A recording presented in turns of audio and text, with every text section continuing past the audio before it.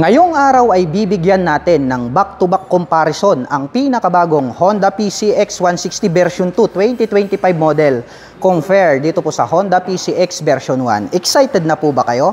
Tara!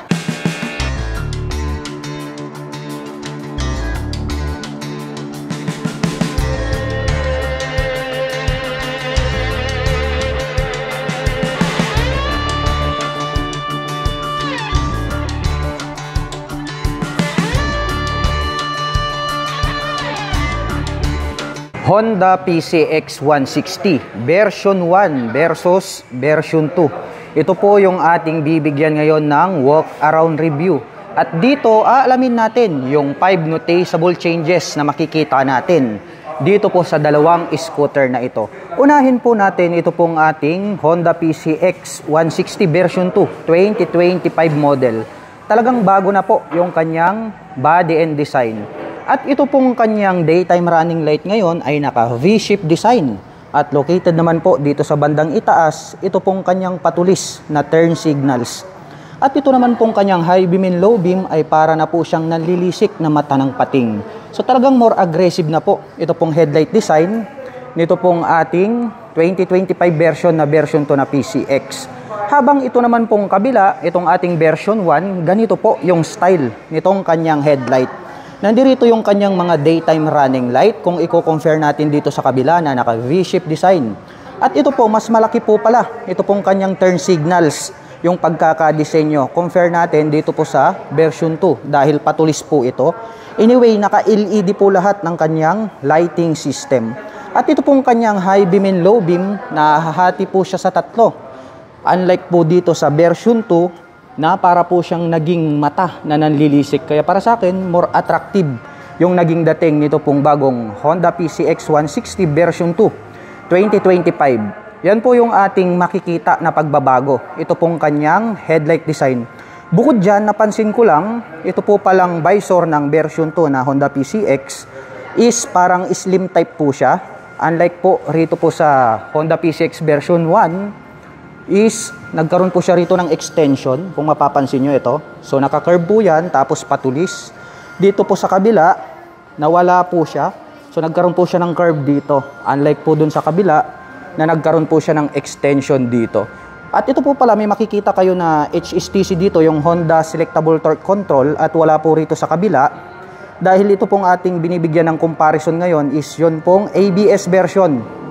At ito naman pong version 2, ito po yung CBS version. So dalawa na po yung nakikita natin na pagbabago. Ito pong kanyang headlight design at yung kanyang visor. At bukod dyan, yung pangatlo na makikita natin pagdating po sa kanyang side profile. Dahil ito po, dito po sa bandang harapan, nagkaroon po siya ng extension cover dito. And then mapapansin natin, nagkaroon po siya rito ng deep lines. Ayan o. So mas maporma at mas brusko po yung kanyang dating. Compare natin dito sa kabila. So plain lang po ito, wala po siyang deep lines. Ayan. So side by side comparison natin, nagkaroon ng deep lines dito. So yan po yung pangatlo na makikita natin na binago nila rito po sa Honda PCX 160 version 2. At ang pangapat naman sa mga noticeable changes na makikita natin dito ay ito pong kanyang handlebar cover. Dahil nga, nagkaroon na siya ng cover. Unlike po doon sa version 1, makikita natin na yun po ay naka-naked handlebar. So dito po sa kanyang handlebar cover, combination po pala ito ng black at saka gray. At mayroon po siyang Honda badge dito sa bandang gitna.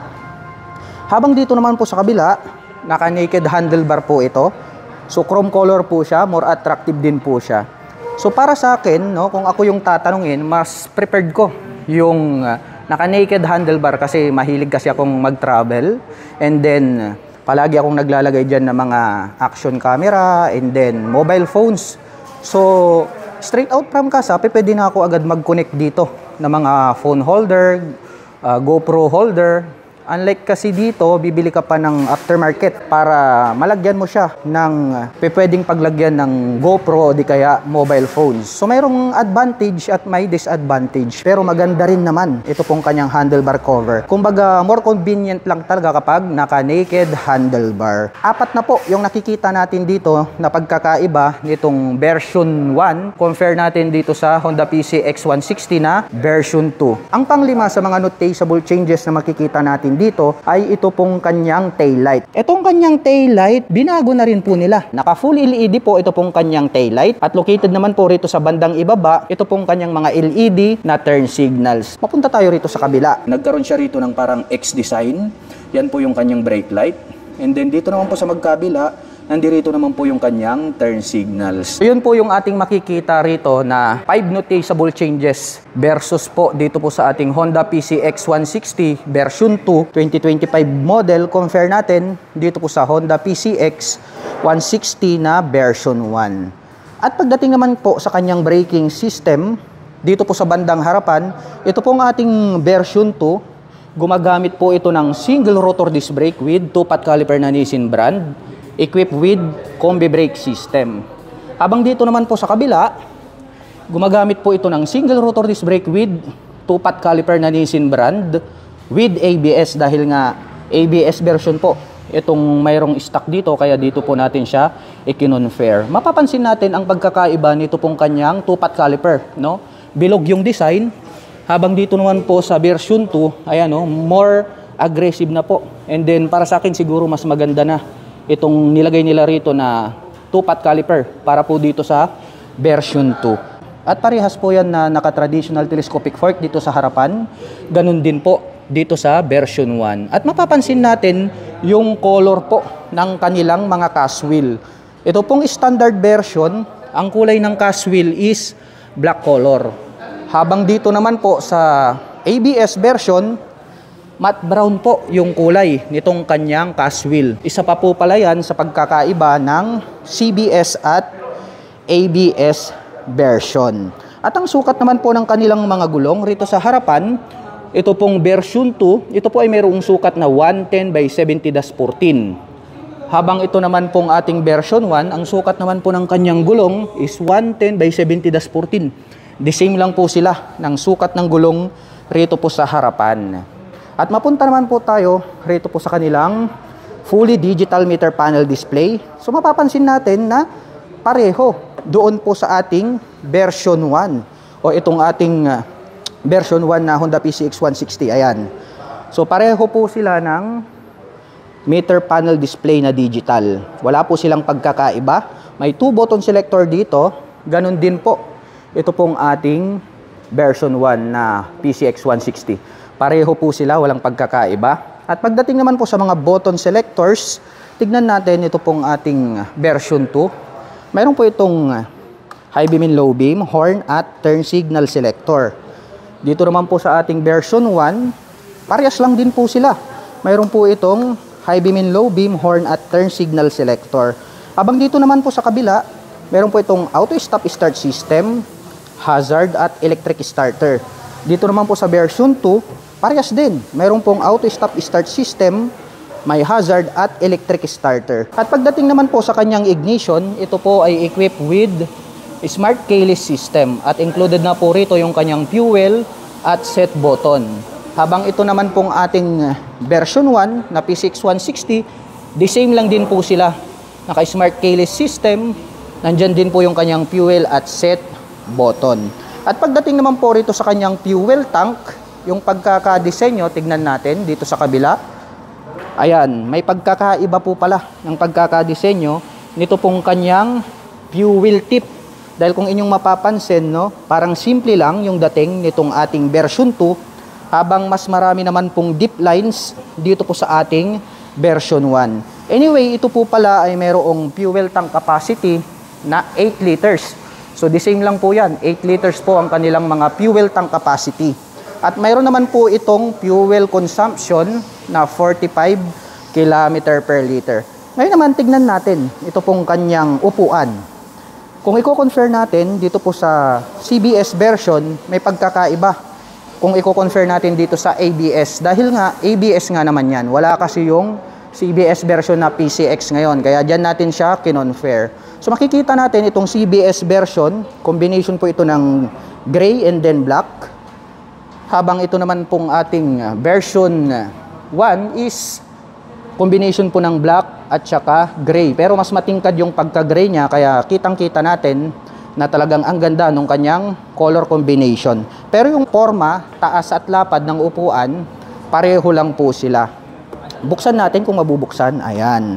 So, ang lalim po nito pong kanyang underseat compartment. At marami po kayo ritong mailalagay na mga personal belongings. At sa tansya ko, kasya naman po dito yung kahit na anong size na full face helmet dahil talagang malapad. At malawak itong kanyang underseat compartment. Tignan natin itong Honda PCX 160 na B1 kung mabubuksan. Ayan, mabubuksan. Ayan, so the same lang din po sila. Yung lawak po nitong kanilang underseat compartment, parehas lang po yan, walang pagbabago. Kaya kung Honda PCX user kayo na version 1 at marami kayong nilalagay dyan, nothing to worry about dahil kasyang-kasya. Kung ano yung nilalagay nyo sa version 1, kakasya din po rito sa version 2. At isa sa mga nagustuhan ko rito, ito pong kanyang grab bar, no? Napaka-premium ng kanyang dating dahil nga po nakakonect yan. Kung ano po yung color ng kanyang pairings, ay yun din po yung kulay nitong kanyang integrated na grab bar. The same lang din po sila ng disenyo nitong version 1 at version 2. At pagdating naman po rito sa kanilang mga side profile, may nakalagay po rito na PCX 160 na 3D emblem. At ganun din naman po dito po sa version 1. May 3D emblem din po siya. At nakita ko lang, magkaiba po pala yung pillion step ng version 2. Ayan o, alloy po siya. Habang ito naman pong ating version 1, alloy po siya tapos nagkaroon po siya ng rubber cover on top. At ito po ay parehong equipped po sila ng side stand engine cut-off switch. At metal naman po ito pong kanilang mga side stand. Tubular po yan. At ito pong kanyang pillion board, malapad po yan. Kaya kasyang-kasya dito yung inyong mga paa. Mayroon din po siyang footrest extension na pwede nyong i-stretch kapag nangangalay na. At mayroon naman po itong rubber cover on top. Ganyan naman po yung pagkakadesign nitong kanyang floorboard. Habang dito naman po sa kabila, ganyan naman po yung dating nitong kanyang rubber cover on top. So magkaiba lang po sila ng design, pero parehas po yan ng sizes. At ang atin pong bagong Honda PCX 160 version 2 2025 model ay mayroon po itong 764mm na seat height. Ngayon naman po ay susubukan nating sakyan para maipakita ko sa inyo kung gaano nga ba ito kataas or kababa. Makikita nyo naman, lapat na lapat po yung aking paa into the ground. Kaya masasabi ko na more comfortable po ito para po sa mga tulad ko na 5'6" in height. Although napakalaki at bulky ito pong scooter na ito dahil parang maxi scooter ang dating. Pero makikita naman natin na napaka-friendly po ng kanyang seat height at ground clearance. Kaya ideal po talaga ito para po sa mga kababayan nating Pilipino na hindi naman masyadong katangkaran. At sa tansya ko naman, kayang-kaya po itong i-maneuver na mga 5'3" and above. At mapunta naman po tayo rito sa kanyang engine. Ito pong engine ng ating version 2 is combination po ng matte brown, black, tas may naka-intact na Honda. And then sa bandang itaas nakalagay yung ASP Plus, also known as Enhanced Smart Power Plus. So naka 4 valves po yan. Habang dito naman po sa ating Honda PCX B1 is combination naman po pala ito ng silver and then black itong kanyang CVT cover. At may naka-intact na Honda dyan. The same din po sila ng nakalagay na ASP Plus dito po sa kanyang airbox cover. So may pagkakaiba pala yung color ng kanilang CVT cover. Compare po natin dito po sa ating CBS version na version 2. Compare naman po natin dito sa PCX na ABS version 1. Mapunta naman po tayo dito sa kanyang rear suspension. Ang rear suspension po nito pong B2 na PCX 160 ay the same lang din po sa ginamit dito po sa ating Honda PCX 160 version 1. At ito po ay equipped with single rotor disc brake with single pot caliper. Nissin brand po yan. Tignan natin kung nagbago ba yung shape nitong kanyang pot caliper. Parehas lang din. Naka single rotor disc brake tapos single pot caliper na Nissin brand. At ito naman pong kanilang mga stock pipe, the same lang din po sila ng disenyo at kulay. Combination po ito ng black And then, silver po ito pong kanyang tip. At mayroon po itong single exhaust. At pareho po itong gumagamit ng liquid cooled para po dito sa kanyang cooling system. Kaya maaasahan natin itong dalawang scooter na to pagdating po sa long rides driving purposes. Dahil nga po naka-liquid cooling system ang mga ito.